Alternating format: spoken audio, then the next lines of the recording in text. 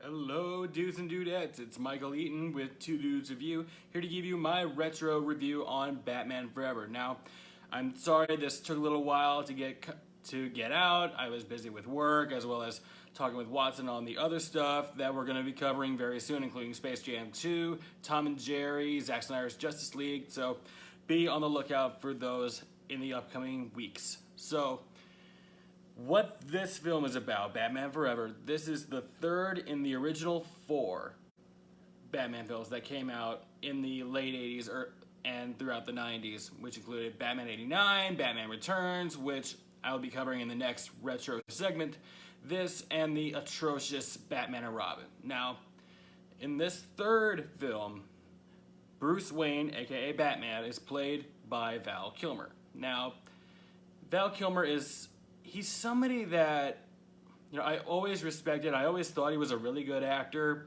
And also, please don't kill me for saying this, but I have not yet seen Tombstone. I have not seen him in that yet, but I heard he's fantastic. Let me know how he is in the comments below if you've seen Tombstone. So, overall, him as a Bruce Wayne. I like him as a Bruce Wayne, but as a Batman, definitely not one of my favorites. Even though he's not terrible by any means, he's just not, I just don't see him as Batman. He's a great Bruce Wayne though, but I just don't see him as Batman. Now, like I said before, George Clooney and Christian Bale are my least favorite, excuse me, my least favorite actors to ever portray Batman because I never saw them as the actual character. I always saw them as just the actor. Now, Kilmer is leaning towards that a little bit, but not enough where I'm taken out of it. So, this story basically takes place at least a number of years after Bruce's parents are killed, and he's donned the cape and mask. So he's not that old, but he's also not that young anymore. So, if that makes any sense. Basically, he is basically going up against Edward Nygma, who will later become the Riddler, played horribly by Jim Carrey. Which I will say this: Jim Carrey. Growing up, I've always liked Jim Carrey up until recently, because every time I saw him in anything, he made me laugh, whether it was Ace Ventura, or even The Truman Show, or The Mask, or even sometimes when he was the Grinch, he really made me laugh. But here, I will say he is he is unbelievably annoying and way too over the top in this film. The caffeine will kill ya, or what surfs up in Kahuna, like that dumb stuff. So, yeah, basically, he's awful, but he's still memorable. I don't truly hate him in this performance, but he's still definitely one of his worst. But that's nothing compared to Harvey Dent Two-Face, played by Tommy Lee Jones, which is probably the worst performance Tommy Lee Jones has ever given in his career. Which, my God, he sounds like a burping monkey all throughout this film. Just way too over the top, way too cartoony, way too goofy, hardly intimidating at all.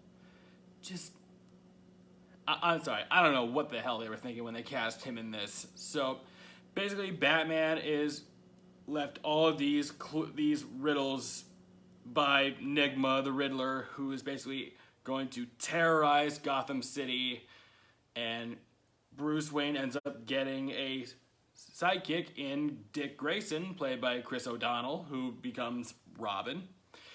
And together, the two of them go off to fight the Riddler and fight Two-Face, and along the way, Bruce Wayne becomes smitten with a psychiatrist named Dr. Chase Meridian, played by Nicole Kidman. Now, I gotta say, she does not have much of a personality in this, aside from, she's really, really smitten with Batman.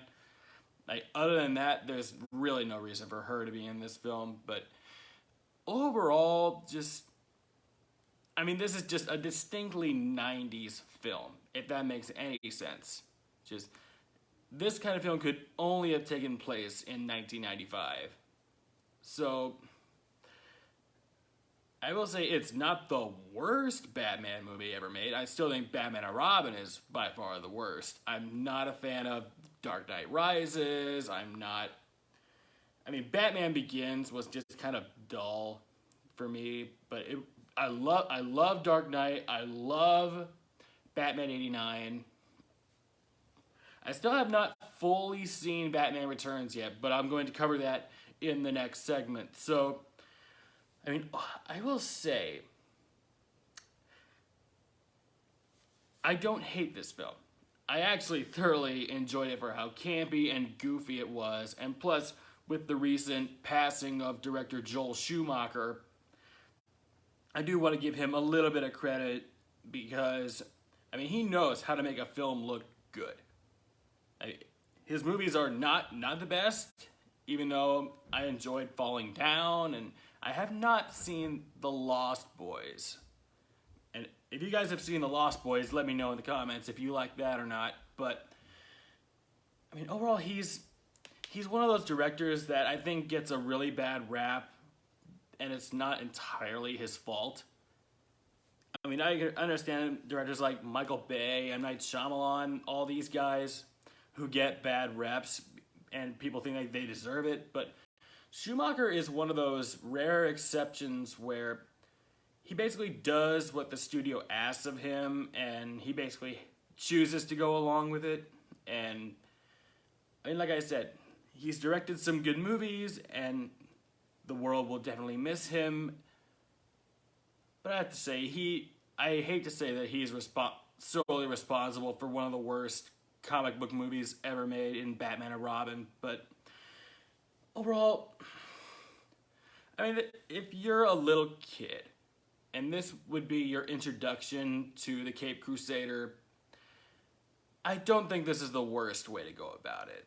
There are definitely better ones and more suited for kids, and ones that'll treat kids more maturely, like the classic animated show, and even Batman Mask of the Phantasm and Batman Sub-Zero. But overall, if you want to introduce your kids to the live-action version of Batman, but you want it to be a little more kid-friendly, not too violent, this ain't the worst way to go about it. Go ahead and show this to your kids if you want, but just let them know that they will be exposed to better Batman properties in the near future. So, overall, I would say it's definitely memorable, but I would also say it's not entirely worth your time unless you're in a silly mood. Like, you just want to watch something campy, something cartoony, something goofy. This will do you fine, but to be fair, we would end up getting masterpieces like Dark Knight in the future after this. So, yeah, that's about it, man. Just it's not the best, not the worst, but it's definitely on the lower side. So, thank you all so much for tuning in to us, and just to give you guys a heads up, I will be reviewing Batman Returns in the next retro segment, as well as getting back with Watson so we can do Space Jam: A New Legacy, Tom and Jerry, and Zack Snyder's Justice League. So until then, guys, I'm Michael Eaton of Two Dudes Review. Have a good one.